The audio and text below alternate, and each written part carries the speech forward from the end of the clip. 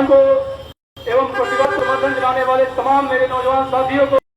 मैं भारत गणतंत्र युवा फेडरेशन DYFI की तरफ से लाल सलाम और धन्यवाद देना चाहता हूं।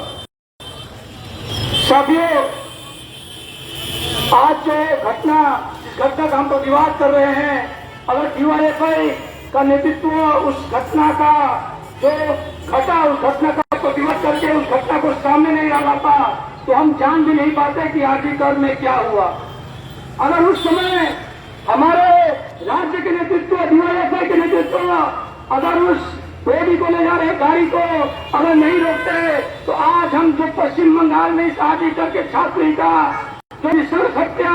जो उसके बलात्कार एवं खून का जो घटना है उस घटना के विषय में हम लोग एक शब्द भी नहीं जान पाते। हम प्रतिवाद करते हैं इस घटना का और हम इस मंच से आह्वान करना चाहते हैं कि यथाशीघ्र जल्द से जल्द इस घटना के साथ जितने भी जुड़ित हो, इस घटना में जुड़ित हो उस तमाम लोगों को, इस घटना में जितने भी आरोपी हो उनको तमाम लोगों को उनको जितना कठोर से कठोर हो सजा मिले, ये हम लोग यहाँ से दावी रखते हैं। 14 तारीख के दिन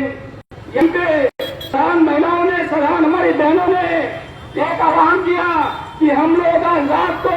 सिलीगुड़ी से तमाम शहर के राज्य के तमाम सड़कों पर हम लोगों का दखल होगा, हम लोग सब रहेंगे। हम DYFI उनके साथ में थे, लेकिन हमारे उत्तर बंगाल के उन्नयन मंत्री ने क्या स्टेटमेंट दिया, उनका स्टेटमेंट हम लोग पेपर के माध्यम से जान पाए। उन्होंने बोला कि जिस औरत जिस महिला जो हमारे बहनों से अपने घर नहीं चल रहा, बोल उनका स्टेटमेंट रहा था जिन से घर नहीं चल रहा वो सड़क क्या संभालेंगे, रात को क्या वो पहरा देंगे। हम उनका प्रतिवाद करते हैं, उनके इस विचार को घृणा के साथ से उनका तिरस्कार करते हैं कि वो जिस तरीके से जो उनका नजरिया है, जिस नजरिया से उन्होंने हमारी माता और बहनों को देखा, उनका जवाब सड़क पर उतरकर हम लोग उसी रात हम लोगों ने दिया।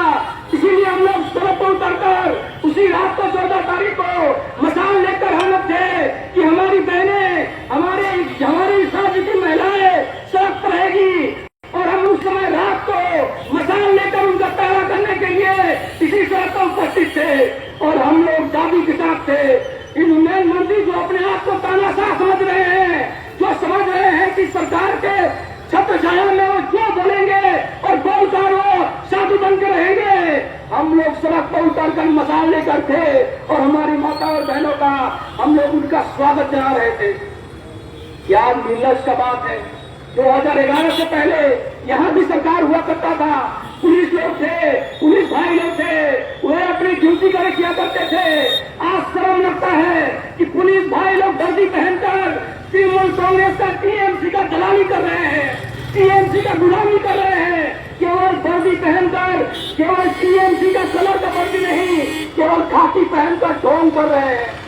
अपने आप को उजागर करिए, अपने आप को दिखाइए कि आप पुलिस से निष्पक्ष होकर आपको काम करना चाहिए था, लेकिन आप अपना काम को भूल गए हैं। क्या देखा था हम लोगों ने, पश्चिम बंगाल का सुनाम था,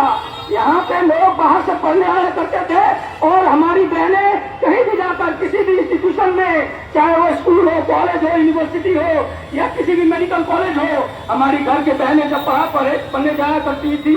तो हम लोग संतुष्ट रहते थे कि उस इंस्टीट्यूशन का जो हेड है उसके छत्र छाया में वो अपना शिक्षा ग्रहण कर रही है। लेकिन आज आजी करके घटना को देखकर हम लोगों के घर के लोग एवं साधारण लोग डर चुके हैं अपने परिवार के लोगों को बाहर भेजकर पढ़ाने के लिए, जो बाहर जा रहे हैं पढ़ने के लिए सेक्युर है कि नहीं है, उनका सुरक्षा का दायित्व कौन लेगा। और बहुत ही शर्म का बात है कि मुख्यमंत्री ममता बनर्जी खुद सड़क पर उतरकर इसका प्रतिवाद करती है और एक तरफ और दूसरी तरफ 21 वकीलों का पैनल लगाकर उसको बचाने का चेष्टा करती है। कौन है संदीप घोष जिसको बचाने का वो चेष्टा कर रही है, समझना होगा। कौन संदीप घोष है जिसको जब वहां से रेजिग्नेशन देता है और उसको एक और मेडिकल कॉलेज का वहां का प्रिंसिपल बनाया जाता है और फिर से उसको स्वास्थ्य विभाग में स्पेशल ऑफिसर ऑन ड्यूटी का पोस्ट दे देने का काम क्यों किया जा रहा है? क्यों अभी तक जो मूल आरोपी है उसको CBI भी क्यों नहीं पकड़ पा रहा है? कोर्ट ऑफ केस को समझना होगा कि टीएमसी और बीजेपी का जो कोर्ट ऑफ केस है, इस कोर्ट ऑफ केस को समझना होगा कि वो घटना के समय में ही मुख्यमंत्री का स्टेटमेंट आता है कि अगर रविवार तक इस आरोपियों को नहीं घुसाया गया तो मैं केस सीबीआई को दे दूंगी।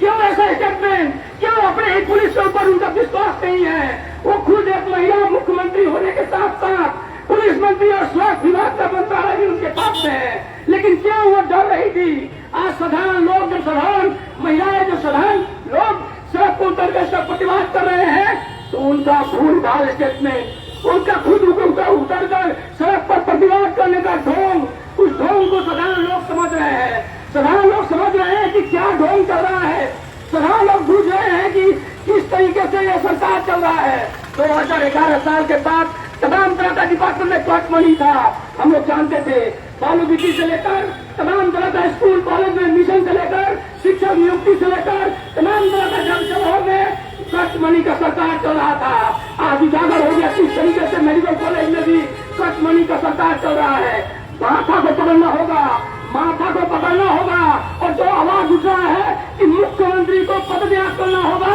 उनको गद्दी छोड़ना होगा, तो उनको गद्दी छोड़ना ही होगा।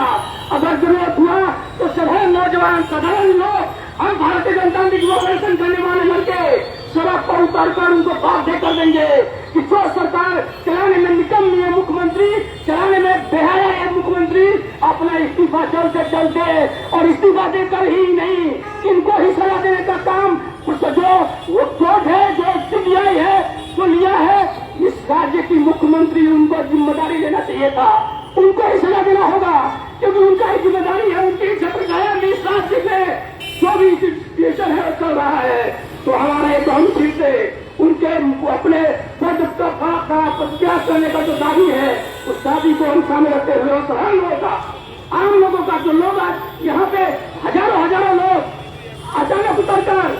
क्यों जरूरत है हजारों लोग का उतरना? क्यों जरूरत